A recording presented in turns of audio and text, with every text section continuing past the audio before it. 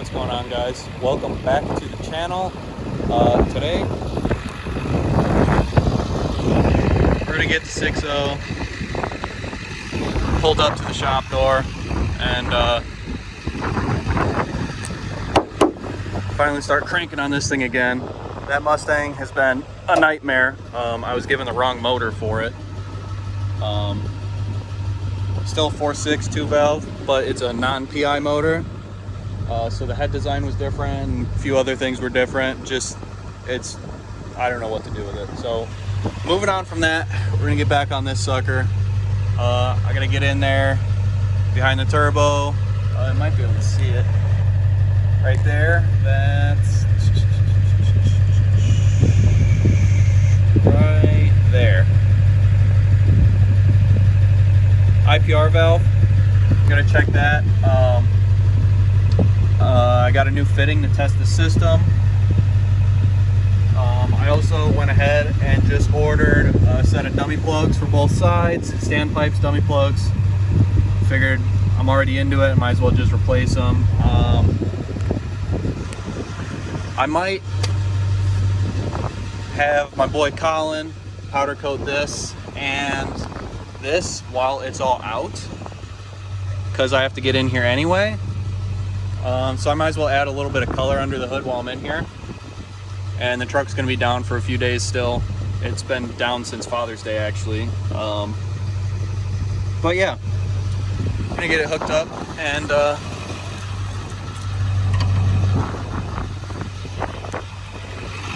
yank it up to the shop door so I can start cranking on it, because to be honest, I miss driving my truck. So, go tight.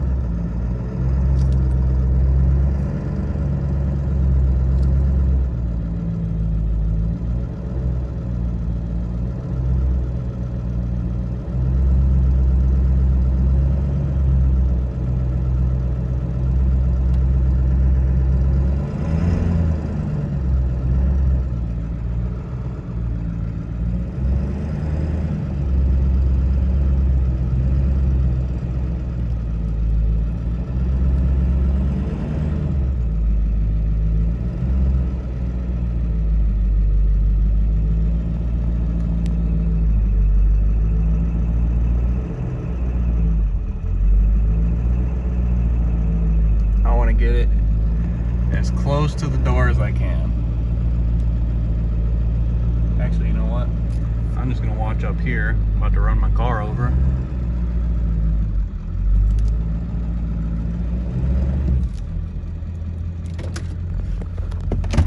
Let's give that a look. I'd say that's about pretty good. I could probably go farther, but I don't have enough room on the chain, or I didn't take up enough slack on the chain, so go ahead and slap her back in park, get my keys out of here. All right. And you can see homeboy chilling, keeping guard, you know. It's my my shop mantis. But I'm gonna try and get this thing fixed up today. I have some stuff taken apart already from the last time I messed with it, and I think I'm gonna try and have these pieces powder coated, and the stack needs to be repowder coated for sure. But yeah, I'll probably powder coat those orange to match the color of my car. And yeah, I think I'm gonna be gay like that. But I love this color so much. And yeah, so we're gonna get started on that today. I have to today I want to try and get the valve covers off and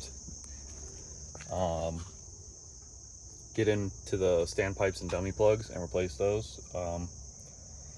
because we don't really know what's wrong with this yet. I was told by one of my friends who's a diesel tech. He owns a shop down in Beecher. But I was told by him that it would probably be the standpipe dummy plug O-rings would be his first guess. So that's where we're gonna start. You can see I got everything taken apart already. My intake elbow coming out of the intercooler on this side, also on the passenger side, is out. Let's get this moved out of the way. You can see down in there is my EGR. So that should still theoretically be good, because it has been replaced. It's not an OEM one. This truck has 260 something thousand miles on it now. I don't honestly remember. But today we're gonna try and get this valve cover off. Probably end up, I might as well just do both sides. And then also, I'm thinking I want to paint the grill. I'll probably paint match it, or I might wait, because I think I want to wrap this truck, or I'm going to paint it. I haven't decided yet. You guys let me know what you think I should do. If I should wrap it, which I'm a fan of, because then I can change it whenever I want, or if I should just pull it apart, paint it, do it the right way, and maybe do a frame off on it, keep this thing around for a while. Or if I fix it and anybody wants it, it's fairly clean. Bottoms of the doors, typical rust. It's all surface. The only thing is, on the passenger side door, on the inside edge of the bottom of the door is rotted through. So I mean, it could use doors, and the bed's pretty rotten. But that's about it. This thing's been the shop dumpster for the past month and a half since it's been sitting here. So hopefully we can get this thing going soon. I can start to clean it up, because I really miss driving it.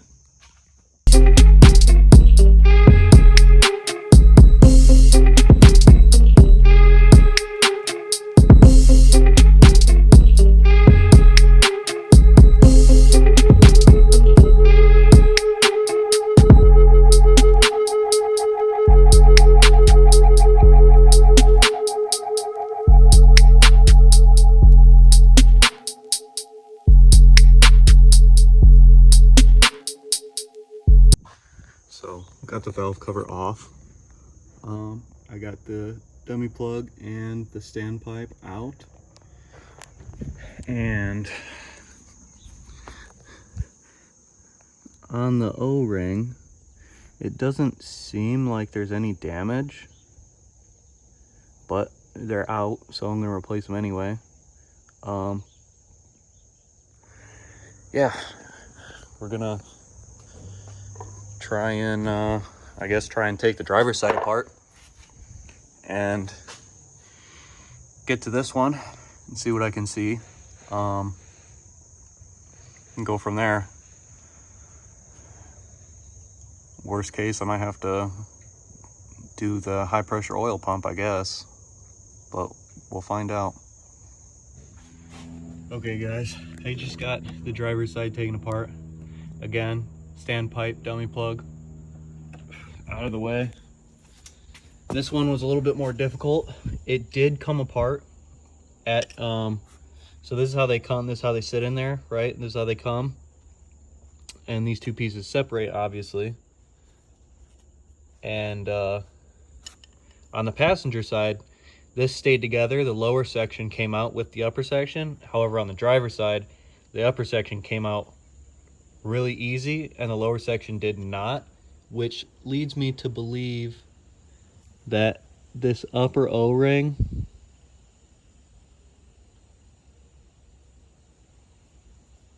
I don't see much wrong with it. I pulled this one apart trying to wrap it with some electrical tape and put it back in to get it down in there, and it didn't work. I ended up finding this long bolt. I was able to get down in there and mash it in there. But yeah, I got it out. And again, this O-ring looks fine. But here's the new ones. So I'm gonna get going on putting these back in. You can see it's a full kit. One kit does both sides. So I'm gonna start putting this thing back together and see if I can't fire it up. Well, I lied. I'm not gonna do that today because I still want to get my stuff powder coated. But I didn't get this thing going back together. The valve covers looked good. The valve cover gaskets look good, so I'm gonna clean the gaskets up. I'll reuse them. And I found my oil leak on the passenger side. It was actually the valve cover. However, not the gasket itself. This bolt was broken. Literally just like sitting there. I think it had been over tightened or started to break or whatever, and I guess I finished it off. But it is what it is. Alright, so I got the standpipes and dummy plugs put back in. I put the whole passenger side valve cover, everything back together. I went ahead and pulled out the old IPR, well, the IPR valve. It was out before, that's why the screen's not here. I have it in the office, cleaned out. And I put the test fitting in there. I don't know if you might be able to see it. Back, like right there where my pinky's moving around a little bit. And I hear zero air anywhere. So to me, that indicates that my high pressure system is good again. Which means once I get my pipes powder coated, put back together, the only other issue I could be having is this valve right here, which I probably should just replace anyway. I don't know when the last time it was replaced, you know. I might just order one and put it in anyway. But this air hose right now has probably 130 psi. So if there was any O-ring issue in the whole entire high pressure oil system, right now you would be hearing bubbling or hissing, the air pushing through those O-rings. It's enough to push through. It's definitely not enough to blow anything out. This system runs it over, you know, 1,000 psi, obviously more than that. But again, what I did was dummy plug, standpipe, both sections, upper and lower section of the standpipe, both dummy plugs. Right now, to me, it sounds like it's good. So the only issue I could be having, because I'm having a cold or hot, well, I don't know if it's hot anymore, but the truck shut off on me while I was driving, and I had a crank no start. Sorry. I had a crank no start, and the IPR is non-factory. It's been replaced, or at least the screen's been changed. I have that in the office. It's cleaned out. So this could be my only other issue. Since I replaced those O-rings, the standpipes, the dummy plugs, the O-rings, I don't hear any bubbling or hissing. So to me, that would indicate that this system should be good to go. Just loosen my oil filter. I know that if this is bubbling, doing whatever out of here, then that would indicate high pressure oil pump failure, and it's quiet still, so might go ahead and order a IPR valve, or see if anybody has one local, and this thing should be good to go again. So pretty much got everything put back together, getting ready to throw the coolant reservoir back in, and then the intake and connect the battery and see if this thing will start up. If it doesn't, my next go-to part is going to be the IPR valve, which was back behind there. So I'll have to take all this apart again. Or on this side, there's a chance it could be this sensor right here. That's the ICP sensor. So that could be causing an issue as well. But there's only one thing to do to find out, right? So I'm gonna get this put back together and try to crank it. All right, guys, so tried to crank it. Batteries are dead, so I don't know if you can see through the hood. I got the jump pack, and then Brandon's got his truck hooked up on the passenger side. I did notice the oil pressure gauge right here, top corner, this one. When I crank it for a while, it does move. That indicates that the low pressure side pump is still good. It's at least feeding enough oil to get up to the high pressure side at a minimum. So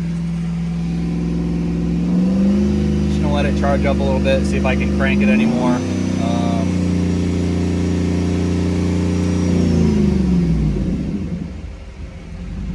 See if I can let this thing charge up a little bit, give it another crank. I know it takes a while to fire once you had the whole system filled with air, trying to test everything. So hopefully good news. If not, I'll tear it back apart and start replacing that IPR sensor and that ICP sensor, and hope for the best.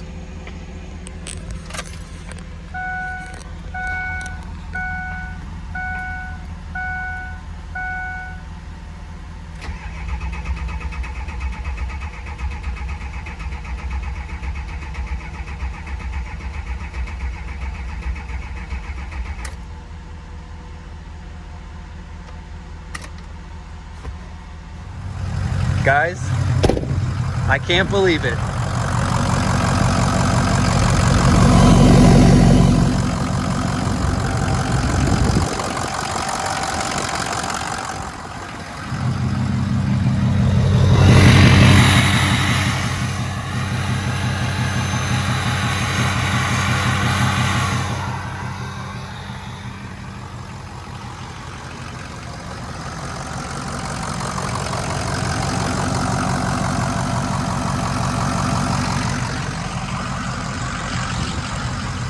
So what it ended up being was that IPR valve was bad, and my buddy Brandon told me to change it when the truck broke down back on, I think it was on Father's Day. We were coming home from Streetcar Takeover, Michigan. I should have listened to him, but now the truck has fresh standpipes and dummy plugs. It's good to go. The whole high pressure oil system, everything's been replaced. It's all new, so I shouldn't have any more problems with it. I'm just glad that it's running again. And I finally have my truck back.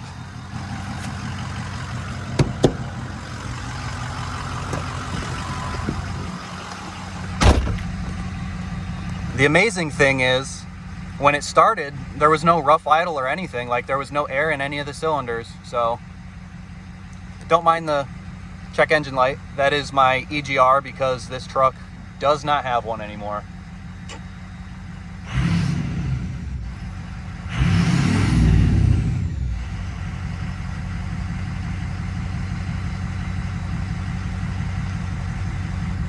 You can see 260,000 miles, almost. I think we've had this truck since my dad bought it when it had like 30 or 40,000 miles on it. So it's been pretty decent this long, and I'm not going to let her die that easy. So I'm just really, really glad that this is back, because I miss driving it.